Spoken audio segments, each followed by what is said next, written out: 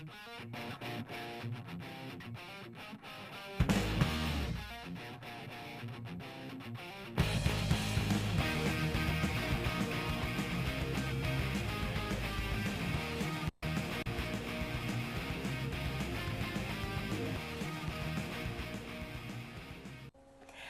and welcome to a special edition of Wctv. I'm Maggie Maxson and to my left is Matt O'Connell, and we've got a great show for you today. As Maggie said, we have a special show for you today as we will reflect on the past week, which of course was Winterfest week. Although Winterfest is one of the most anticipated weeks of the year, it's also one of the most stressful. It's a week filled to the brim with excitement, and we are all here to fill you in on all the action. One thing that can usually be associated with this time of the year is the athletics. So at this time, we'll let Brock fill you in on the progress of the basketball and wrestling squads. Brock, take it away. The wrestling and basketball seasons are nearing an end. Both teams are working really hard to finish off the season strong. Let's throw it over to the wrestling room to see how the wrestling team's doing. The wrestlers recently participated in the conference wrestling meet in St. Edmunds and placed 8th place. Joel Kennedy brought home the runner-up trophy in his weight class, while Charlie Hill, Kenny Krauthamel, Mitch Carpenter, and Marco Trujillo brought home 3rd place. But how has the rest of the season gone? All right. How has the season gone so far? Well, it's we haven't quite met all of our goals, but it's been challenging. We've had some kids that are just starting to really come on now, which is the right time. Hopefully we'll get them to peak here right before the tournament start, but it's been a pretty good season. We'd like to have done a little bit better, but we'll work harder for next year. Well, our plan so far is to get them ready for sectional starting Saturday up at Hampton. Try to get as many guys as we can through the sectionals, survive that, and move them on to the districts, and just try to get as many guys as we can down to the barn. Make sure to get out to Iowa Falls this weekend for the district meet, where 5 Lynx wrestlers are trying to make it to the barn. You know, the wrestling team's doing pretty good, but how about the basketball team?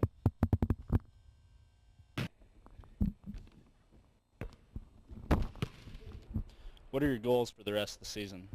Well, obviously we'd like to, make a run and win this first tournament game with Jefferson Scranton. Very good team, a team that's going to give us a real challenge. But we faced those kind of teams before. A couple of years ago, we beat the #1 team in the state, and there's no reason why that can't happen again.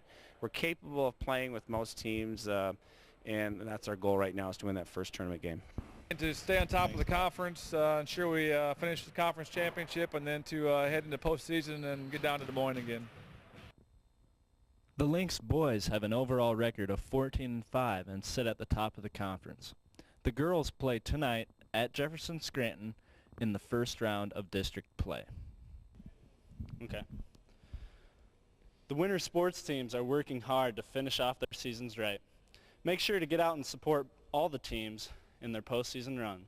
I'm Brock Jacobson, and tell me if this goes in.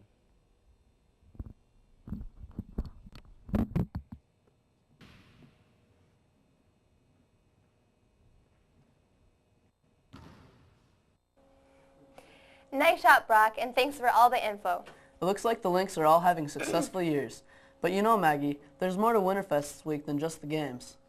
I know. My personal favorite activity is coronation. I agree, but don't forget about the dance. That's something I always look forward to. To take a closer look at the dance and coronation, we sent out reporter Joe Wakeman. For your 2005 Winterfest honors,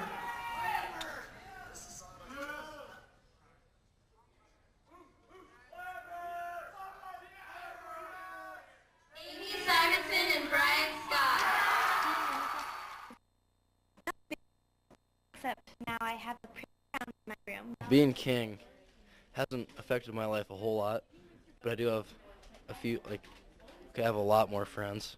This week, Webster City High School celebrated Winterfest week, and to top off the week was the coronation.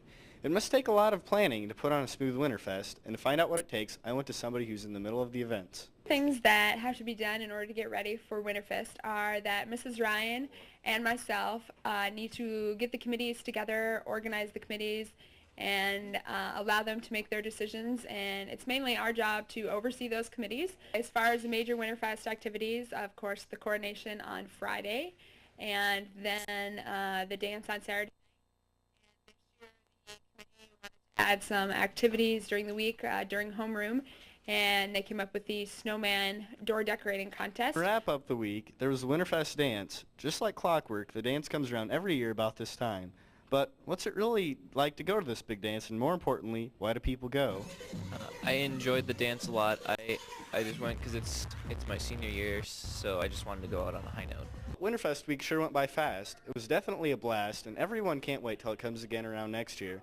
Hopefully you all have a lot more respect for the people who put on a lot of hard work and effort into planning up the Winterfest events. Well, for WCTV, I'm Joe Wakeman. Thanks, Joe, and those are some great moves you got there. You should have tried out for a spot at coronation. This year's coronation was really memorable, especially for those on the court.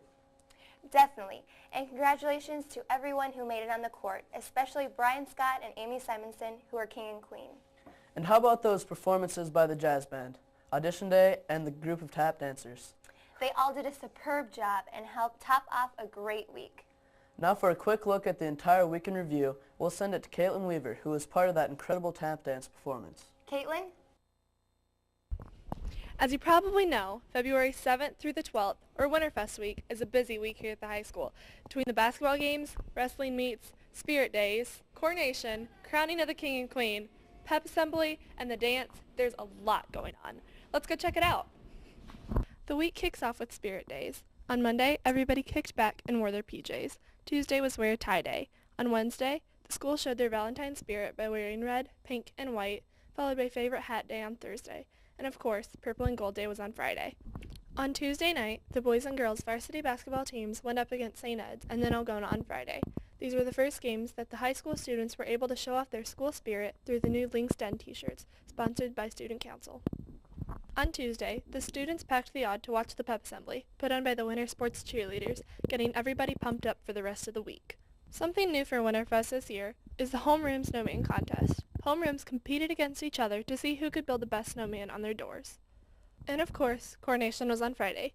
Between the top 10 king and queen candidates and the different acts, this was a pretty busy afternoon. Congratulations to Brian Scott and Amy Simonson, our 2005 Winterfest king and queen. And last but not least, the Winterfest dance, which was held on Saturday night. Wow, that's a lot going on for 1 week. As for me, I've got to go catch up on some sleep.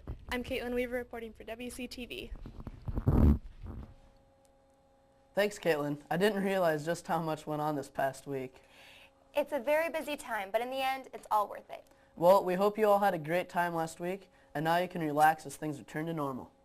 But before we let you go, I'd like to congratulate Matt here for his awesome performance in the district swim meet and wish him the best of luck as he competes in the state meet this Saturday. Thanks.